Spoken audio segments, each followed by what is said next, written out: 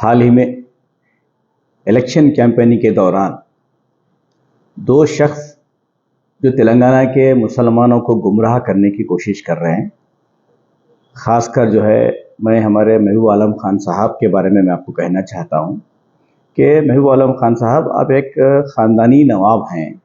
जब आप अपने आप को ख़ानदानी नवाब कहते हैं तो आपकी लैंग्वेज भी नवाबी ख़ानदान जैसी होना चाहिए। एक हिंदुस्तान के सीनियर चीफ मिनिस्टर, एक सीनियर कायद को पकड़ के आप उनकी लैंग्वेज में झूठा बोलना और कुछ बोलना, ये आपके लिए शोभा नहीं देता। क्योंकि आप अगर किसी पे उंगली उठा रहे हैं तो 3 उंगली आपके तरफ बता रहे हैं। सब में पहले देख लीजिए, उन्होंने कहा कि सीएम साहब ने झूठ कहा। सीएम साहब कभी भी झूठ नहीं बोलते हैं। देखिए, इलेक्शन में अगर कुछ वादे करते हैं, उसमें से मैक्सिमम जो काम होते हैं, अगर एक आध काम अगर नहीं हुआ तो उसके कुछ वजूहात होते हैं।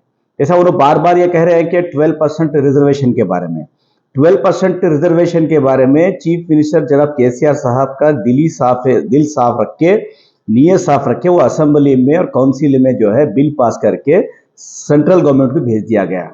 हुकूमत बीजेपी की रहने की वजह से रिजर्वेशन का बिल पास नहीं हो रहा है, क्योंकि हमको बीसी कोठा बढ़ाने के बाद रिजर्वेशन को अमल करने के लिए केसीआर साहब का ये मंसूबा बना था। हुकूमत बीजेपी की अगर नहीं होती, अगर केसीआर साहब की हम ख्याल हुकूमत होती, अगर केसीआर साहब की मदद से अगर सेंट्रल गवर्नमेंट में हुकूमत अगर बनती, तो केसीआर साहब बराबर रिजर्वेशन को देते हैं। केसीआर साहब आज भी उस बात पे कायम हैं। तो मैं महबूब आलम खान साहब से मैं ये पूछना चाहता हूं कि आप किस बुनियाद पे कांग्रेस का सपोर्ट कर रहे हैं, उसका एक जवाब दीजिए आप। ठीक है, आप केसीआर साहब को 12% के बारे में बोल रहे हैं और कॉलेजेस बंद हो गए बोल रहे हैं। तो एक तो 12% के बारे में आपको मैं रिजर्वेशन के बारे में क्लियर कर दिया। दूसरा, कॉलेजेस के बारे में जो आप बोल रहे हैं, वाईएस राजशेखर रेड्डी की हुकूमत में फीस रिएम्बर्समेंट का जो स्कैम हुआ था, बहुत से इंजीनियरिंग कॉलेजेस जिनके पास स्ट्रक्चर नहीं है, जिनके पास फैकल्टीज नहीं है, बहुत से लोगों के पास 50 तुलबा अगर है तो उनको 200-300 नाम लिख के फीस रिएम्बर्समेंट लेके स्कैम कर रहे थे। केसीआर साहब एजुकेशन के मामले में बहुत ही स्टैंडर्ड मेंटेन करना, तालीमी मैदान में किसी के साथ कॉम्प्रोमाइज नहीं हुए केसीआर साहब। बहुत से लोगों का टीआरएस में काम करने वाले एमएलसीज के भी कॉलेजेस क्लोज हुए, जैसा पल्ला राजेश्वरी साहब का कॉलेज है, हमारे महबूब नगर में जेपीएमसी कॉलेज है, जिनके पास स्ट्रक्चर नहीं रहने की वजह से बहुत से पोल्ट्री फार्म में इंजीनियरिंग कॉलेजेस खुले, वैसे कॉलेजेस को बंद किया गया। उसके अलावा मैं आपसे पूछना चाहता हूं कि आप बार बार बोल रहे हैं कि आप ऐसे कांग्रेस को सपोर्ट कर रहे हैं जिसका निशान हाथ है वो खूनी हाथ है। पूरे हिंदुस्तान में फसादात करने वाला कांग्रेस का हाथ। आप ऐसे हाथ को खूनी हाथ को आप सपोर्ट करने के लिए तेलंगाना के मुसलमानों को गुमराह कर रहे हैं, ये आपको शोभा नहीं देता है। मैं पूछना चाहता हूं आपसे कि आप जब कांग्रेस के दौर में टेररिस्ट एक्ट के तहत कई मुसलमानों को जेलों में भर दिया गया, आप जब कहां थे? कई मुसलमानों को फसादत में खत्म कर दिया गया, जब कहां थे आप? कांग्रेस के दौर में कई चीजों को मुसलमानों को तालीमी इदारे नहीं खोले गए, कई स्कीमात नहीं ला गए, जब आप आवाज क्यों नहीं करें? आज आप कांग्रेस का साथ दे रहे हैं, उसकी वजह क्या है? आप अगर कांग्रेस का साथ दे रहे हैं वो आपका जाती इख्तियार है, हम उसमें नहीं बोलेंगे, लेकिन आप तेलंगाना के मुसलमानों को जो गुमराह कर रहे हैं वो आपको शोभा नहीं देता है। मैं पूछना चाहता हूं, ये 10 साल में आप बोल रहे हैं कि मुसलमानों के लिए केसीआर साहब कुछ नहीं किए। आप सब में पहले नोट कीजिए, मेरे सवाल का जवाब आप दीजिए। आप बड़े हैं, हम आपकी इज्जत करते हैं। हम आज भी कि केसीआर साहब हमको पार्टी में ये सिखाए हैं कि किसी बड़ों के साथ बदतमीजी नहीं करना, लेकिन अखलाकी दायरे में हम आपको जवाब दे रहे हैं।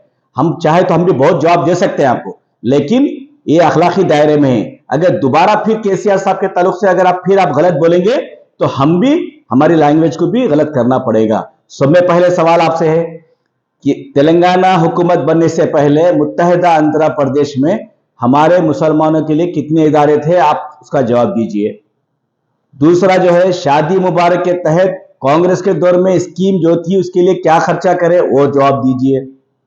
बैरूनी मुमालिक में जाके जो तुलबा हमारे पढ़ रहे हैं उसके लिए कांग्रेस के दौर में क्या अखराजात हुए, कितने लोगों को भेजे, वो उसका जवाब दीजिए। और मक्का मस्जिद ब्लास्ट में कितने मुसलमानों को अंदर डाला गया था, कितने मुसलमानों को जेल भर दिए थे, क्या वो सही सच है या नहीं है? इसका जवाब दीजिए।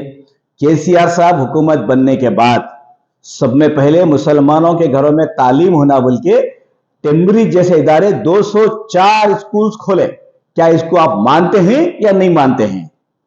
दूसरी बात, शादी मुबारक के तहत 2,75,000 गरीब लड़कियों की शादी हुकूमत तेलंगाना केसीआर साहब के हुकूमत में हुई। क्या इसको आप मानते हैं या नहीं मानते हैं? तीसरी बात, सीएम ओवरसीज स्कॉलरशिप जो 3,280 तुलबा America, London, France, Germany, Australia में जाके पढ़ रहे हैं, उसको आप मानते हैं या नहीं मानते हैं? इतने सारे काम जब कांग्रेस ने नहीं किए, केसीआर साहब करे हैं, तो आप केसीआर साहब जो काम कर रहे हैं वो बोलिए, जो नहीं कर रहे हैं वो बोल रहे हैं। आप जो दो चीजें आप बोल रहे हैं उसको आप जो हाईलाइट करके मुसलमानों को गुमराह कर रहे हैं वो गलत है। तो इस चीजों को आप मानते हैं नहीं मानते हैं? टीआरएस हुकूमत जो है मुत्तहिदा, आप तेलंगाना में देख लीजिए, आप हमने 11,000 करोड़ हमने खर्च किए हैं अखिलियत के ऊपर, चाहे वो एजुकेशन में फील्ड में हो, चाहे वो वेलफेयर स्कीमात में हो। फिर यही काम कांग्रेस वाले क्यों नहीं करे? आपके बाजू में जो रेवंत रेड्डी बैठे हुए हैं पीसीसी अध्यक्ष, उनको पूछिए आप, आपकी उम्र किधर है? आप जो है एक सीनियर कायद, सीनियर पॉलिटिशियन के बारे में ऐसा बोल रहे हैं। जो आपके बाजू में बैठे हुआ है वो एक आरएसएस का आइडियोलॉजी आदमी है, वो खुद कबूला। आप उनको भी आरएसएस के आदमी को बाजू बिठा लेके आप तेलंगाना के मुसलमानों के मुस्तकबिल के बारे में बात कर रहे हैं। बड़ी हंसी आ रही है आपके ऊपर, कि लोग हंस रहे हैं आपके ऊपर। ये उम्र में जो है खान साहब ऐसा क्यों बात कर रहे हैं बोल के लोग हंस रहे हैं आपके ऊपर। ये उम्र में अल्लाह अल्लाह करके आप जो है जो हकीकत है वो बयान कीजिए।